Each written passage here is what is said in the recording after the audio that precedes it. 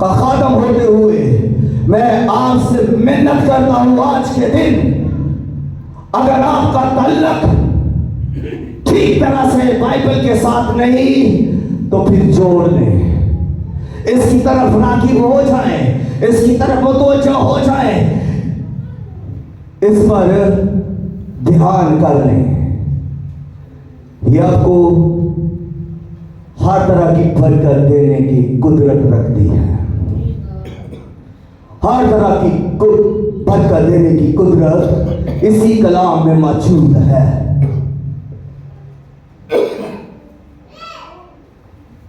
आए बाइबल मुकद्दस मेरे साथ खोलिए,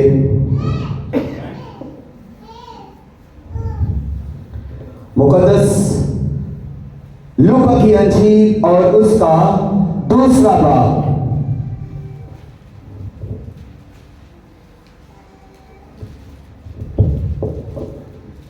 मुकद्दस लूका की अंजील और उसका दूसरा बाब 21वीं आयत। 21वीं आयत। जब 8 दिन पूरे हुए और उसके खतना का वक्त आया तो उसका नाम यीशु रखा गया, जो फरिश्ता ने उसके रहम में पढ़ने से पहले रखा था।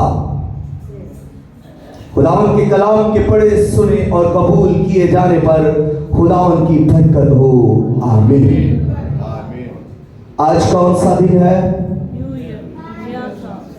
नया साल। तारीख के मुताबिक आज पहले महीने की पहली तारीख है। यकम जनवरी, पहले महीने की पहली तारीख। तो अगर हम बाइबल मुकद्दस को देखें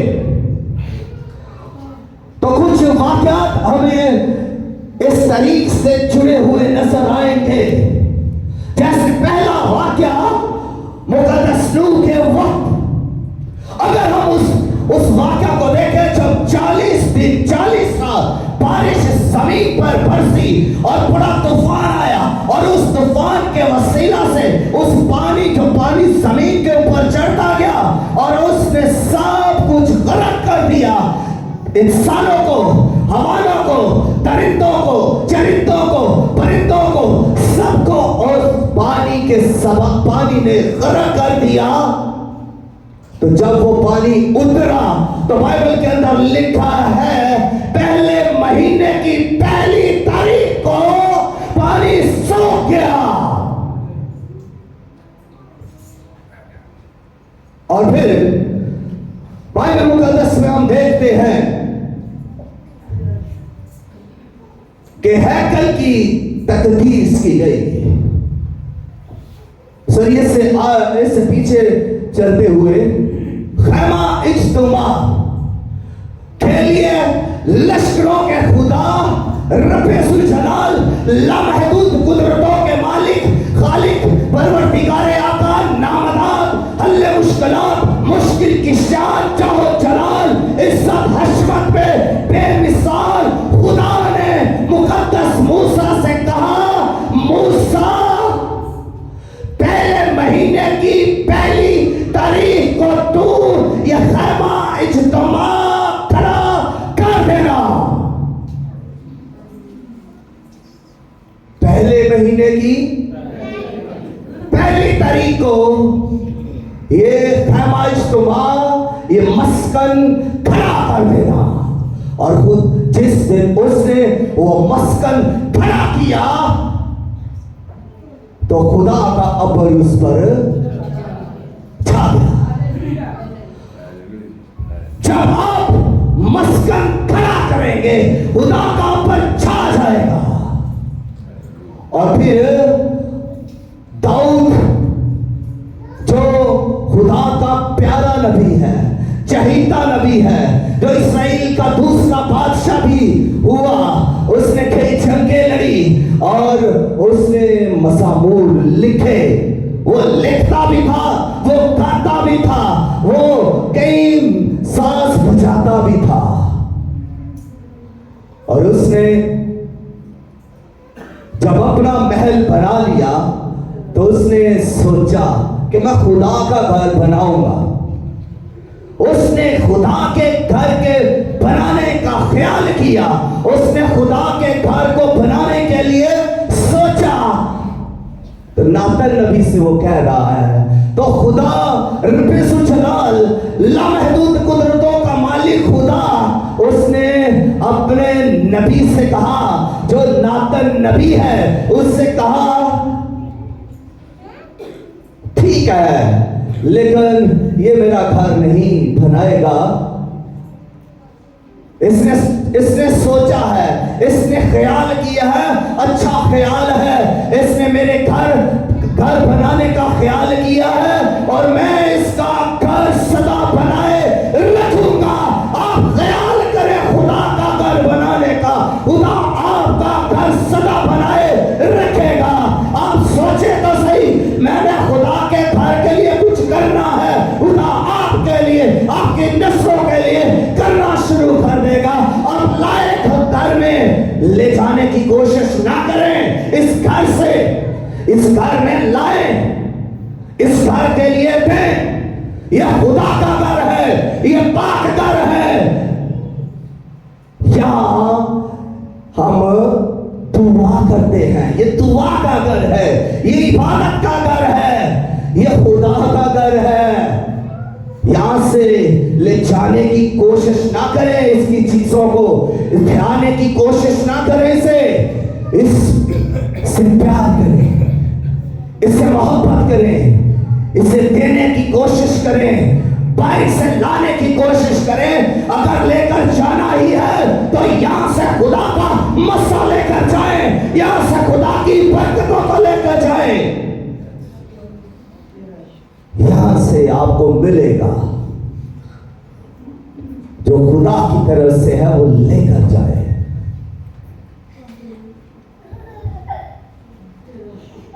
और हिजकिय्येल से खुदा के जरिया से खुदा लिखवाता है। हिजकिय्येल कहता है से कहा, तू बेऐब बछड़ा ले और हैकल को पाक कर। केसरी को पहले महीने की पहली तारीख को तो बेऐब बछड़ा लेना और उसे ज़िबा करके हैकल को पाक करना। हैकल को पाक करना किस दिन पाक करना? जी बोलिए, पहले महीने की पहली तारीख को हैकल को पाक करना। तो फिर कहां पर खुदा रहता था? पहले खुदा खैमा इज्तिमा में मस्कन में रहता था। वहां से जब सुलेमान ने हैकल को बनाया, खुदा का अमर हैकल में आ गया, खुदा का मसा, खुदा की हजूरी हैकल में आना शुरू हो गई। और जब हैकल में नापाकी आ गई, जब हैकल में मकरूहात आ गई, तो फिर खुदा का अमर वहां से उठ गया।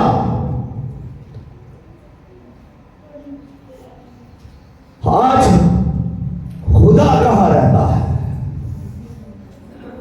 खुदा आज ना खैमा इज्तिमा में है, ना हैकल में है, क्योंकि ना तो खैमा इज्तिमा है ना हैकल है। तो फिर खुदा आज कहां रहता है?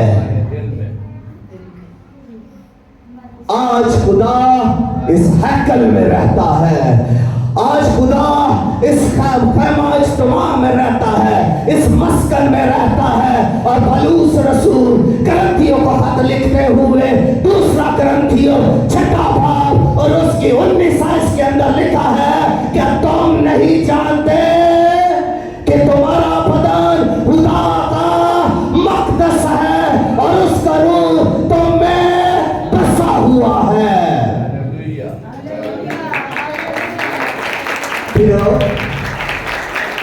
खुदा का रूह कहां पर है?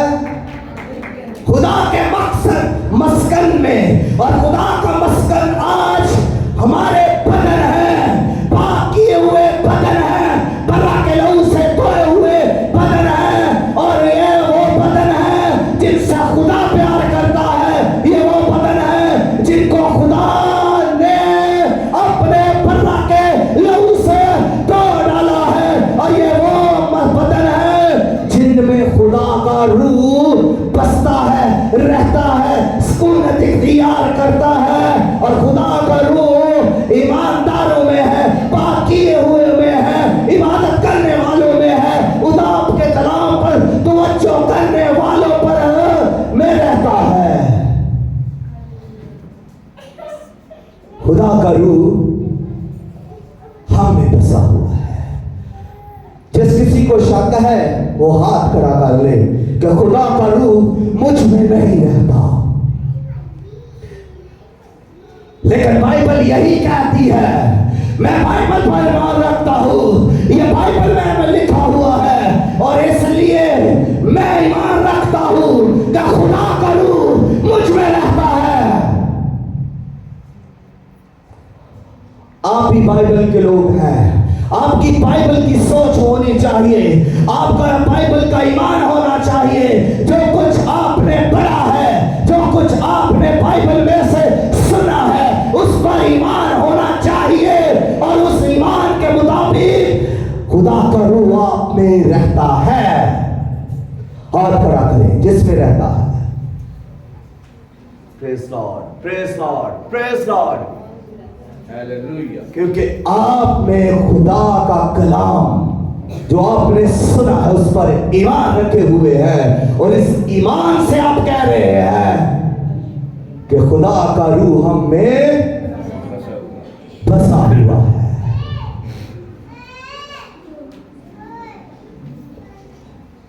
और इस दिन और भी काम हुआ और वो जबरदस्त काम जो इस दिन हुआ वो ये खुदावंद यीशु मसीह मलूके मुकद्दस आफताबे सदाकत मज़हरे किबरिया मबदाए अनवार हाकिमुल हाकिमीन मनंजुल आलमीन जलाल के बादशाह बादशाहों के बादशाह और खुदावंदों के खुदावंद यीशु मसीह जब इस दुनिया में आए तो इनके आने से पहले ही फरिश्ता ने मुकद्दसा मरियम से कह दिया कि तेरे बेटा होगा तो उसका नाम यीशु रखना। और जब खुदावंद यीशु मसीह की पैदाइश हो गई और पैदाइश के बाद खुदावंद यीशु मसीह को जब चरनी में रखा गया तो चरवाहों को नवीद दी गई। चरवाहे सजदा करने के लिए, देखने के लिए आए और तमजीद करते हुए लौटे और उसके बाद बच्चा को ले जाकर घर में रखा गया और 8वें दिन थे, 8वें दिन और 8वें दिन 25 से पहली तक 8 दिन बनते हैं। अब जब 25 का दिन हम मनाते हैं, क्रिसमस का दिन हम मनाते हैं, तो खुदावंद यीशु मसीह को कबूल करने वालों ने, यीशु मसीह पर ईमान लाने वालों ने, यीशु मसीह से प्यार करने वालों ने, उनमें बुजुर्ग थे, फकीह फरीसी आलम भी थे, पढ़े लिखे भी थे, फासिल भी थे, हाकिम भी थे, बादशाह भी थे। तो ये एक मजलिस बैठी 325 में रोम में, जब रोम का कैसर, रोम का बादशाह, रोम का शहंशाह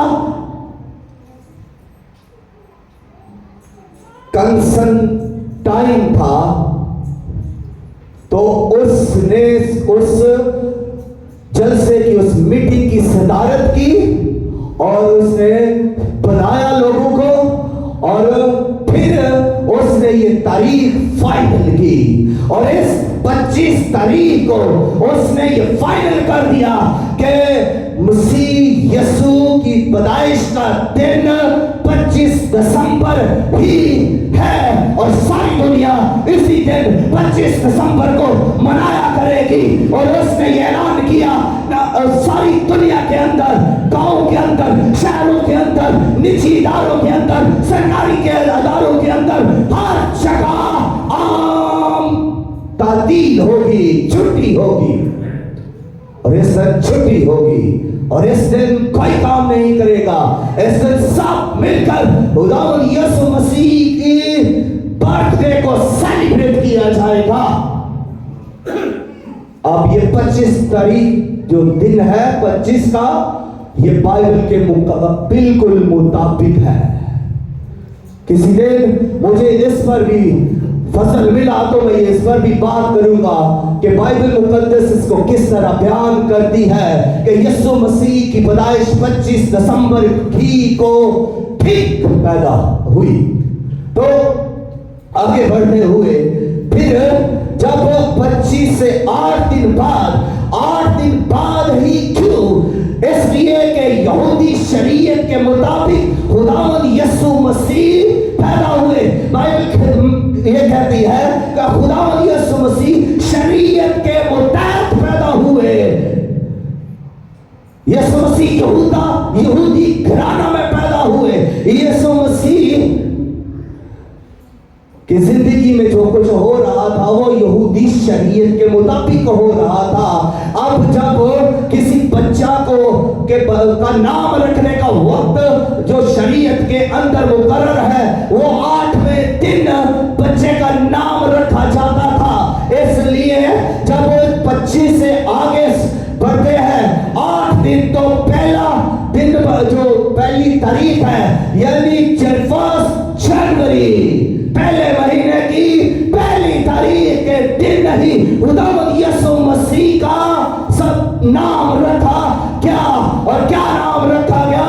वो नाम जो खुदा के दिल में था, वो नाम जो खुदा के अंदर था, वो नाम जो किसी को खुदा ने बताया नहीं, वो नाम जो किसी फरिश्ता को नहीं बताया, वो नाम जो किसी नबी को नहीं बताया, वो नाम जो किसी रसूल को खुदा ने नहीं बताया। और खुदा के अंदर वो नाम था और खुदा के दिल में वो नाम था और खुदा उस नाम को अपने दिल में रखकर बातें करता है, लेकिन नाम नहीं बताता। अपने लगते जिगर के नाम को वो दिल में रखता है लेकिन बताया नहीं। ईसाया आकर कहता है उसका नाम अजीब होगा, लेकिन नाम नहीं बताया। उसका नाम मशीर होगा, नाम नहीं बताया।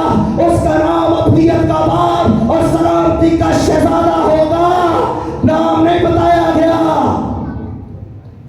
लेकिन जब वक्त पूरा हो गया तो खुदा ने फरिश्ता को भेजा, मुकद्दसा मरियम के पास भेजा और फरिश्ता को वो नाम बताया, जाकर और मेरी बंदी को ये नाम बता दे कि मेरे लगते जिगर का नाम तूने यीशु रखना है। और 8वें दिन पहले महीने की पहली तारीख को यीशु का नाम रखा गया और यीशु का नाम यीशु ही रखा गया, कोई और नाम नहीं रखा गया। यीशु नाम सब नामों से आला है। जो कोई यीशु नाम लेगा वो निजात पाएगा। इतनी कुदरत है मेरे और आपके यीशु के नाम में। नाम लेने से निजात मिल जाती है। जो कोई अब पूरी दुनिया के लिए पैगाम है, पूरी दुनिया की इंसानियत के लिए ये चैलेंज है, जो कोई यीशु का नाम लेगा वो निजात पाएगा। जो कोई, चाहे वो छोटे कद का है, चाहे वो बड़े कद का है, चाहे वो काला है, चाहे वो गोरा है, चाहे वो क्रीमा लान वाला है, वो यीशु का नाम लेगा तो निजात पाएगा।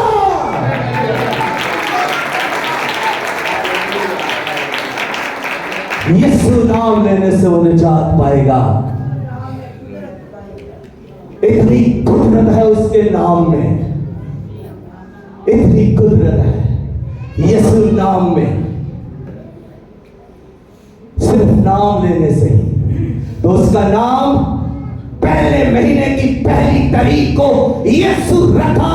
क्या ये शरीयत के मुताबिक था? ये यहूदी फिका के मुताबिक था कि उसका नाम 8वें दिन रखा जाए। और यहूदियत में चाहे लड़की हो चाहे लड़का हो, उसका नाम 8वें दिन ही रखा जाता था। और एक और काम फिर ये साथ हुआ कि यीशु मसीह का खतना भी उसी दिन हुआ। पहले बात ये कि उसका नाम रखा गया, और दूसरी बात कि पहले महीने की पहली तारीख को ही उसका खतना किया गया, क्योंकि यहूदी फिका का ये दस्तूर है कि अगर वो बच्चा मेल है यानी बेबी बॉय है तो 8वें दिन उसी रोज उसका खतना भी किया जाता था। तो इसलिए खुदावंद यीशु मसीह का नाम भी रखा गया और उसका खतना भी किया गया। इसलिए ये दिन हमारे लिए इतना आम है, इतना बरकत वाला है, इतना पाक है, इतना कुदरत वाला है। जिस दिन हमारे खुदावंद यीशु मसीह का इस दुनिया में नाम रखा गया, तो कितना प्यारा वो नाम है, हम भूल नहीं सकते। क्या भूल सकते हैं? इस दिन को हम भूल नहीं कर सकते। ये दिन सेलिब्रेशन का दिन है, ये जश्न मनाने का दिन है, ये दिन निजात पाने का दिन है। और क्योंकि उस दिन लोग जब यीशु मसीह के पास आते थे, मुकद्दसा मरियम और यूसुफ के पास आते थे, तो आकर पूछते थे कि इसका नाम क्या रखा है। तो जब कहा जाता था कि इसका नाम यीशु रखा है, मैं ईमान रखता हूँ, ये बाइबल में नहीं लिखा, लेकिन मैं अपने ईमान का इजहार करने लगा हूँ कि वो पूछने वाला जब ये नाम पूछता है तो बताया जाता है इसका नाम यीशु रखा गया है। वो कहता है यीशु, तो वो यीशु नाम लेने से ही उसी वक्त निजात पा जाता है, क्योंकि उसने यीशु नाम लिया है। वो बच्चा है 8 दिन का, और जो कोई उसका नाम ले रहा है वो निजात पा रहा है। ईमान लाइए यीशु नाम पर, कि जो कोई भी उसका नाम लेगा निजात पाएगा। Hallelujah, hallelujah. और फिर अगली बात बताऊं, यीशु का नाम जब रख दिया गया तो ये कौन सी तारीख थी जी? पहला महीना पहली तारीख। अब इस दिन से पहले महीने की पहली तारीख से 1 जुलाई से दुनिया की तारीख के 2 हिस्से हो गए। जब से दुनिया बनी है तब से लेकर आज तक इस सारी तारीख के 2 हिस्से हो गए। एक हिस्सा इस तरफ हो गया, एक हिस्सा इस तरफ हो गया। ये हिस्सा जो पुराना है, इसको पुरानी तारीख यानी इसको हम BC कहते हैं, बिफोर क्राइस्ट तारीख का ये हिस्सा मसीह का बलास मसीह बन गया। और फिर दूसरा हिस्सा बाद आज मसीह AD, दूसरा हिस्सा इस पहले महीने की पहली तारीख से शुरू हो गया। यानी ये दिन जो है एक कैलेंडर का आगाज करता है, ये दिन एक नए दौर का आगाज करता है, ये दिन एक नए दौर का आगाज करता है, ये दिन एक मसीही कैलेंडर का आगाज करता है। और ये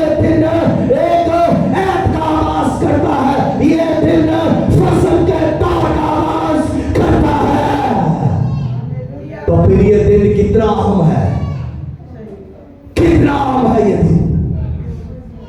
दुनिया की तारीख के दो हिस्से हो गए।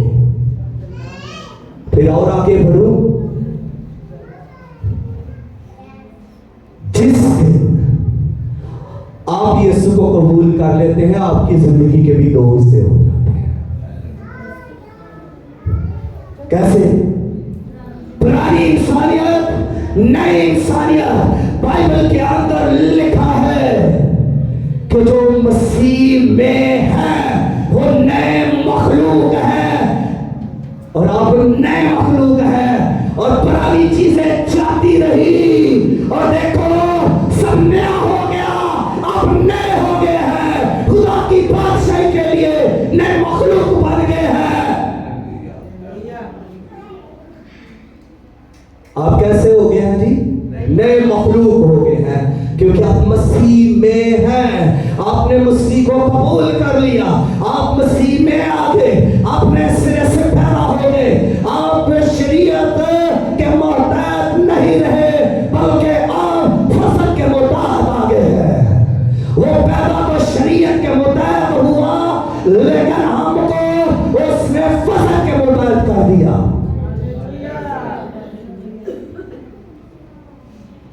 कैसी अजीम हस्ती है, सबसे जुदा, सबसे अलग, सबसे निराली, सबसे अजीब। वो तो अजीब है। रसूलों को कहना पड़ा वो तो अजीब है। रसूल उसके साथ रहे, रसूल उसके साथ सोते, उठते, बैठते, चलते, खाते, पीते, और उसके बातों को देखते, उसकी तालीम को सीखते, उसकी बातों को सुनते, और उनके बड़े बड़े कामों को जब उन्होंने देख लिया, जब वो सलीब के ऊपर मर गया, तीसरे दिन दूसरे दफन हुआ, तीसरे दिन जिंदा होकर आसमान पर 40 दिन के बाद सौंफ फरमा गया। रसूल खिदमत करने लगे रूह को से मामूर होकर, और फिर उन्होंने खत लिखने शुरू कर दिए, उन्होंने मसीह के बारे में लिखना शुरू कर दिया।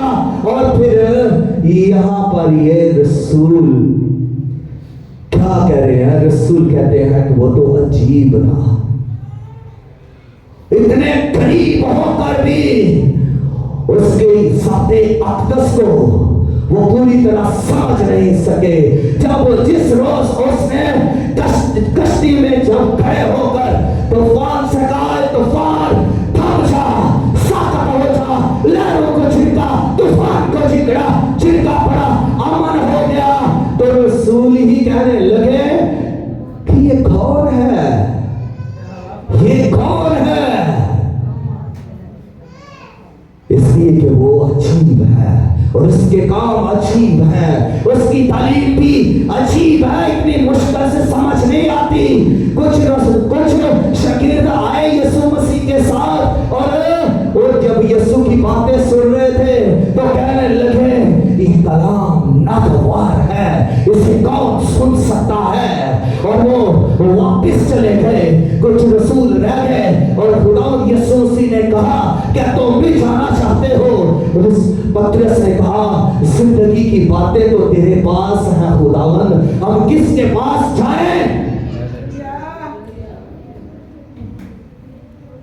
वो जब जिंदगी में आता है नया मखलूक कर देता है, वो जब जिंदगी में आता है तो पाक कर देता है, वो जब जिंदगी में आता है तो फिर रूहानी कर देता है, जब वो जिंदगी में आता है तो फिर वो आसमानी कर देता है, जब वो जिंदगी में आता है तो फिर दूसरे लोग भी अजीब कहना शुरू हो जाते हैं कि इतनी कुछ समझ नहीं लगती, इसकी बातें, इसके अंदर से जो कुदरत निकलती है, जिसके काम, इसकी बातें ये कुछ अजीब है, दूसरों से अलग है, मुनफरिद है। वो मुनफरिद क्यों ना हो भाई, उसके अंदर अजीब रहता है, उसके अंदर मशीन रहता है, उसके अंदर खुदाए कादर रहता है, उसके अंदर अब्दियत का सलामती का शहजादा रहता है। इसलिए वो उसके काम, उसकी बातें, उसकी गुफ्तगू, सब कुछ तो अजीब होगा ही। अब सबके सब जो मसीह में आए हैं, नए मखलूक होने की वजह से मैं आपको बताऊं, आपकी सोचें नई हो जाती है, अकलें नई हो जाती है, आपकी शबीह मसीह पर ढलती जाती है, आप मसीह जैसे होते जाते हैं। अगर मसीह अजीब है तो फिर आप नहीं हो सकते मजीब। जी हाथ उठाइए, हो सकते हैं कि नहीं? हो सकते हैं। मैं ये ईमान रखता हूं कि हम हैं, क्योंकि वो है, वो हम में है और हम भी उसी में है। उसने कहा अगर तुम मेरा बदन खाते और मेरा खून पीते हो तो मैं तुझ में कायम रहूंगा और तुम मुझ में कायम। तो हम उसमें कायम है, वो हम में कायम है। वो हमसे जुदा नहीं है, वो हमसे जुदा नहीं है। उसकी कुदरत को हम हर जगह महसूस कर सकते हैं। अगर देखना भी चाहे तो देख भी सकते हैं। वो दिखाता भी है। अब देखने की कोशिश तो करें, वो दिखाएगा कुदरत के काम, क्योंकि वो कलमा खुदा, वो कलामे हक, वो खुदा की अलूहियत, बाइबल ये गवाही देती है कि खुदा की सारी अलूहियत उसी में मुजस्सम होकर सकूनत इख्तियार करती है। तो जब उसमें खुदा की सारी अलूहियत मुजस्सम होकर सूरत इख्तियार करती है, तो वो खुदा है, वो खुदा है। और वो खुदा जो जमीन पर चलता था, फिरता था, छूता था, मौज से करता था, तो वो खुदा जैसे ही काम करता था। वो खुदा की ही गुफ्तगू करता था और खुदा के ही काम करता था। उसने कहा जो कुछ बाप से सुनता हूं वही मैं कहता हूं, जो कुछ बाप को मैं करते देखता हूं वही मैं करता हूं। तो फिर हमें भी क्या करना चाहिए? वही करना है जो यीशु करता है, वही करना है जो बाप करता है, और वही कहना है जो यीशु कहता है, और वही कहना है जो बाप कहता है। हम उससे जुदा नहीं, हम उससे अलग नहीं, लेकिन बात कहना पड़ जाती है, बात कहना पड़ जाती है।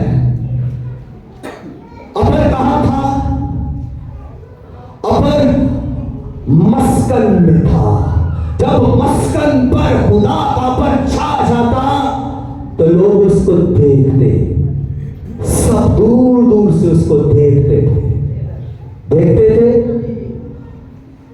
फिर वो मस्कन हैकल में आ गया, हैकल बनाई गई, मस्कन खुदा का, मस्सा खुदा का अपर हैकल में आने लगा, और फिर हैकल से भी जुदा हो गया। क्यों? वजह क्या थी कि वो हैकल से जुदा हो गया?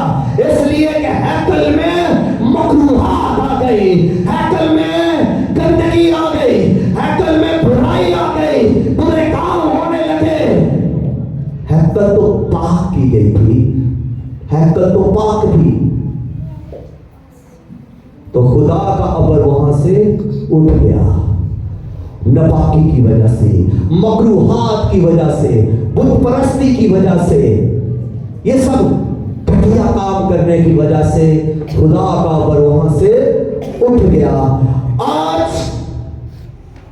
हम जो खुदा की हैकल हैं, आज हम जो खुदा का मस्कन हैं, खुदा का रूह बसा हुआ है।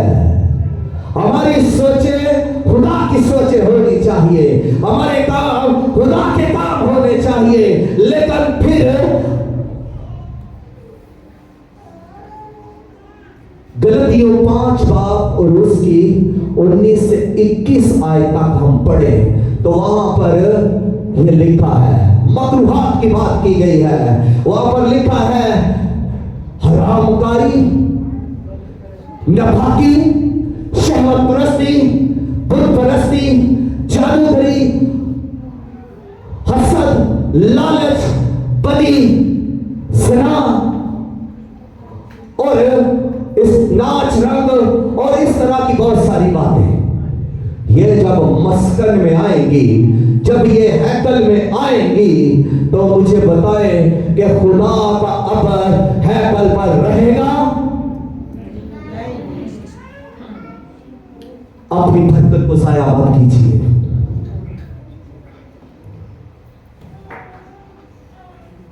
जब आप पर अबर है, जब आप और अबर क्या है, खुदा का रूह कुछ ही अबर है, खुदा की हजूरी है, खुदा की मामूरी है। और पौलुस रसूल कहता है खुदा के रूह से मामूर होते जाओ। हमने रूह को रंजीता नहीं करना, बल्कि हमने रूह से मामूर होते जाना है। रूह की मामूली को हासिल करते जाए, रूह के गिफ्ट को हासिल करते जाए, रूह के फलों को हासिल करते जाए तो रूह से मामूर होते जाएंगे। हमारी बरकतें बढ़नी चाहिए कि कम होनी चाहिए? हाथ उठाए जो बढ़ना चाहता है, जो ये चाहता है कि मैं बढ़ूं। खुदा के बेटे यीशु के नाम से आप बढ़े आगे। आपके इस जज्बे के लिए मैं शुक्रगुजार हूं, आपकी इस राय के लिए शुक्रगुजार हूं। और मेरी दुआ है कि आप बढ़े, खुदा के रूह में बढ़े, खुदा की हसूरी में बढ़े, खुदा के अमर में बढ़ते जाए, खुदा के रूह के फलों में, खुदा की रूह के गिफ्ट में बढ़ते जाए और खुदा के रूह की मामूली में भी बढ़ते जाए। आपकी बरकतें बढ़ेगी, आपकी सरफराजी बढ़ेगी, आपकी कामयाबी बढ़ेगी, आपके कारोबारी बरकतें बढ़ती जाएंगी, माली बरकतें भी बढ़ेंगी, खानदान भी प्रॉस्पेरस होगा, खानदान में भी बरकतें आएंगी और नस्ल दर नस्ल बरकतें आती जाएंगी। लेकिन कायम रहने की बात है। उसने तुम्हें बताया, चुना, बुलाया, मुकर्रर किया ताकि फल लाओ। तो इसमें 3 चीजें हैं। चुना, दुनिया में से उसने हमें चुना, फिर उसने हमें क्या किया? मुकर्रर किया। और मुकर्रर इसलिए किया कि फल लाए। ये जो दरमियानी है ना, मुकर्रर किया, ये मुकर्रर को पर तवज्जो कीजिए। ये मुकर्रर करना क्या है? जब आपको किसी मकसद के लिए मसा कर दिया जाता है, जब आपको किसी काम के लिए बुलाया जाता है, अलग किया जाता है, मुकर्रर कर दिया जाता है, कायम किया जाता है कि आप दुआ के लिए मुकर्रर किए गए हैं, आप प्रीचिंग के लिए मुकर्रर किए गए हैं, आप एल्डर के लिए, आप इवेंजलिस्ट के लिए, आप पास्टर के लिए, आप नबी की खिदमत के लिए, रसूल की खिदमत के लिए मुकर्रर किए गए हैं। तो फिर आपने इसमें कायम रहना है, आपने इसमें कायम रहना है। जो मुकर्रर कर दिया गया है उसमें रहना है, उससे ना दाएं जाए ना बाएं जाए, उस जगह से हिले ना, उसमें रहे जिसमें आपको मुकर्रर कर दिया गया, जिस काम के लिए। फिर अगला काम आपका फल का होगा। अगर आप मुकर्रर नहीं रहे, कायम नहीं रहे, तो फिर फल कभी पैदा नहीं होगा। आपने खुदा के उस मंसूबे को तरक कर दिया है जिसके लिए आपको मुकर्रर किया गया है, तो फिर वो बरकतें आपके लिए स्टॉप हो गई है। फिर आप आपके लिए वो बरकतें स्टॉप हो गई हैं, फिर फल नहीं आएगा। आपको चुना गया है, अलग कर लिया सबसे, उम्रों, कौमों, कबीलों और इस जहां, इस दुनिया से अलग किया गया है। यह मामूली बात नहीं, फिर इससे बढ़कर कि आपको मुकर्रर कर दिया गया है, कायम कर दिया गया है, बरकरार कर दिया गया है, खड़ा कर दिया गया है, मसा कर दिया गया है। तो यह भी कोई मामूली बात नहीं, इसमें कायम रहना है, तभी हम आगे बढ़ेंगे, तभी हम फल लाएंगे, तभी हम बरकत पाएंगे, तभी हम आगे खुदा के बेटे यीशु को जलाल दे सकेंगे। इस बात पर सबक कदम हो जाएंगे। आप जहां पर भी है मुकर्रर किए हुए हैं। आप अगर यहां पर बैठकर कलाम सुनने के लिए मुकर्रर किए गए हैं, फिर आपका काम यही है, आप यहां बैठकर कलाम सुने, यहां आने की कोशिश मत कीजिएगा। आपकी खिदमत यहां है, आपको मुकर्रर किया गया है। ये खुदा की मर्जी है कि वो आपको कहां पर सरफराज करता है। वो आपको इतनी सरफराजी देता है, इतनी देता है या इतनी देता है। वो आपको पास्टर बनाता है, मुबश्शिर बनाता है, ये नबी बनाता है, ये खुदा की मर्जी है। वो आपको कहां, किस लेवल पर मुकर्रर करता है, खुदा की मर्जी है। जलना छोड़ दे, जलना छोड़ दे, हसद करना छोड़ दे, बोगस करना छोड़ दे और बगावत करना, सरकशी करना छोड़ दे। मुकद्दस मूसा के खिलाफ भी सरकशी और बगावत की गई। खुदा ने उनका नामो निशान मिटा दिया, जमीन खा गई, जमीन खोली गई, और उसमें वो 10 दिए थे बगावत ना करें। क्यों? क्योंकि खुदा ने ही मुकद्दस मूसा को उस जगह पर मुकर्रर किया था कि तू इस कौम को रहाई दिलाने के लिए चुना है, तू नबी है। मूसा भी की बात सुने तो वो तो कहता था कि मैं खुदावन फसीह नहीं हूं, तो फिर भी देखे खुदा ने उससे चुना। उसकी इस कमी, कमजोरी के बावजूद भी, इस खामी के बावजूद भी उसने इकरार भी किया कि खुदावन मैं बोल नहीं सकता, मैं सही बोल नहीं सकता, लेकिन फिर भी खुदा ने उसे चुना, मुकर्रर किया। खुदा आपको आपकी खामियों के बावजूद भी चुनता है। खुदा को पता है कि आपके अंदर खामियां हैं, आप कमजोर हैं, इसके बावजूद भी खुदा चुन लेता है, फिर मुकर्रर करता है, इसलिए कि उसके मंसूबे को पूरा करे, फल लाए। उसने अगर हमें चुना है तो ये उसकी मर्जी है, हमारा इसमें कोई किरदार नहीं कि हम पढ़े लिखे हैं, हम बड़े अमीर हैं, हमारे पास पैसा है, शोहरत है, इज्जत है, हमारी इज्जत तो 100 लोग करते हैं। ऐसी कोई बात नहीं है। खुदा अपनी मर्जी से अपने मंसूबे के लिए चुनता है। उसने हम सबको चुना हुआ है, ये याद रखना है। और फिर इसके साथ उसने मुकर्रर भी किया हुआ है। किसी को गेट पर मुकर्रर किया है, तो किसी को इस जगह पर बैठने के लिए, तो किसी को यहाँ पर काम करने के लिए, मतलब कि खुदा ने दर्जा बदर्जा चुना हुआ है।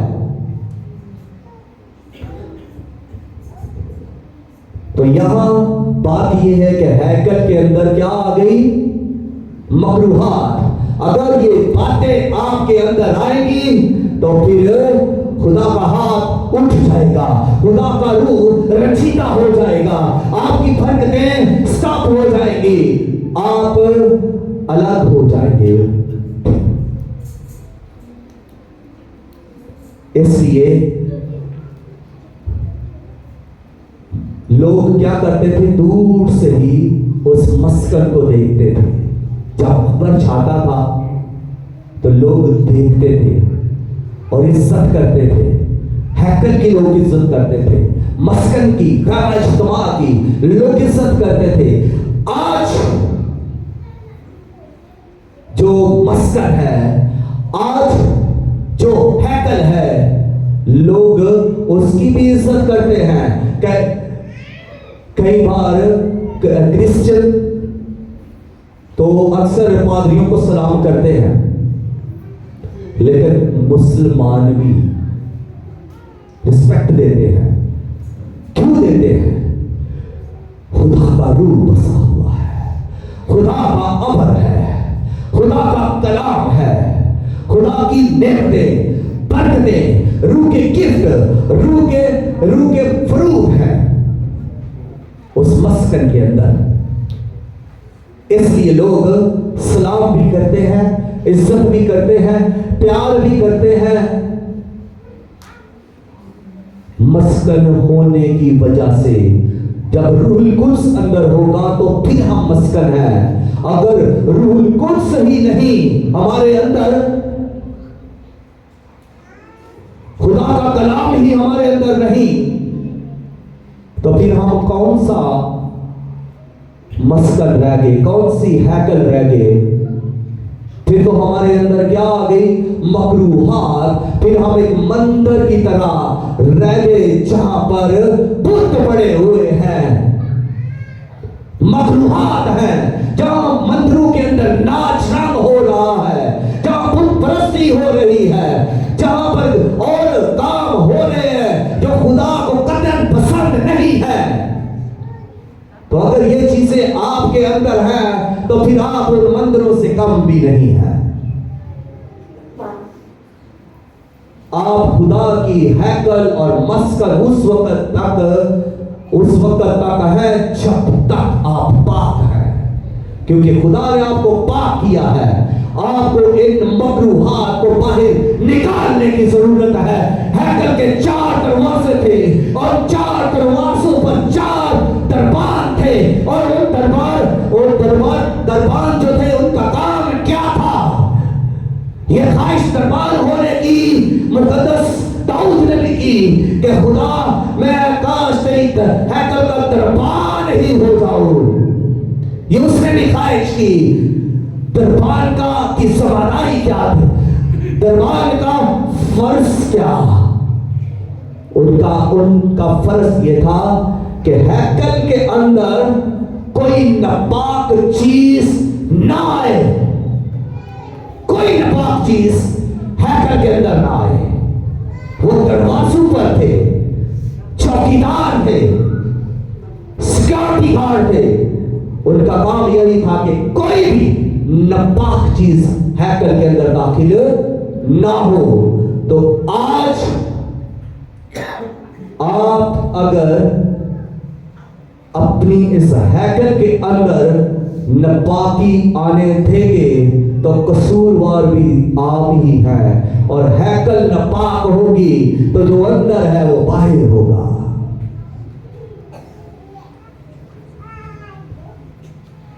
घोर तलब बात है ये, इस पर सोचिएगा। आए अपने सर खुदा की हजूरी में झुकाएं, आंखें बंद कर लीजिएगा।